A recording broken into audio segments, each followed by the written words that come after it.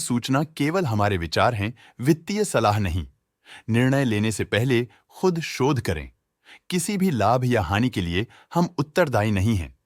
आज हम देख रहे हैं वॉकहार्ट लिमिटेड के 2024 Q2 की consolidated financial performance. Starting with the sales, पिछले क्वार्टर से सेल्स में 9.47% का इंक्रीज हुआ है, मगर कंपनी ने पिछले साल के मुकाबले 7.44% का सेल्स इंक्रीज रिपोर्ट किया। Expenses 7.87% quarter on quarter increase हो गए हैं, जो साल भर का 2.64% के राइज के साथ अलाइन करता है। क्वार्टरली एक्सपेंसेस के कंपैरिजन में सेल्स इंक्रीज होना दिखाता है कंपनी ने अच्छा परफॉर्म किया। ईयरली कंपैरिजन दिखाता है कि कंपनी ने इस साल अपनी परफॉर्मेंस में सुधार किया है। ऑपरेटिंग प्रॉफिट, जो पिछले साल के कंपैरिजन में 52.78% up high quarter on quarter around 20.88% increase हुआ। Operating profit margin OPM annual basis पे 4.04% से इंक्रीज हुआ है, मगर क्वार्टरली ऑपरेटिंग प्रॉफिट मार्जिन 1.29% से इंक्रीज हुआ है। एक्सेप्शनल आइटम्स को ऐड करके अदर इनकम पिछले क्वार्टर के कंपैरिजन -70% गिर गई, बावजूद इसके कि ईयरली डिक्लाइन -62.5% है।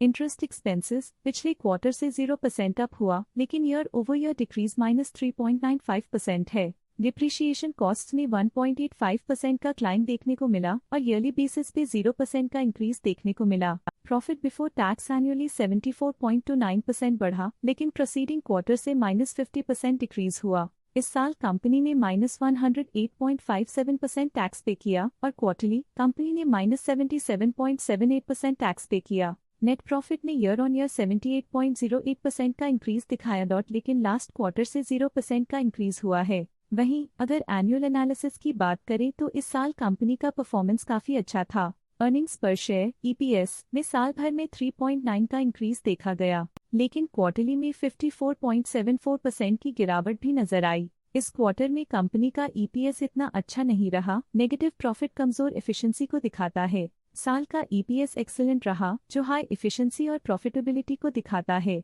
वॉकहार्ट लिमिटेड के फाइनेंशियल स्नैपशॉट को रिव्यू करते हुए कुछ मुख्य ट्रेंड्स सामने आए हैं, जो कंपनी की परफॉर्मेंस पे रोशनी डालते हैं। सितंबर 2021 से सितंबर 2024 तक वॉकहार्ट लिमिटेड की फाइनेंशियल जर्नी में सबसे पहले बात करते हैं सेल्स की। सितंबर 2021 से सितंबर 2024 तक वॉकहार्ट लिमिटेड की सेल्स में उतर चढ़ाव रहा, जो 3117.53 करोड़ से डिक्रीज होकर 2949 करोड़ हो गई।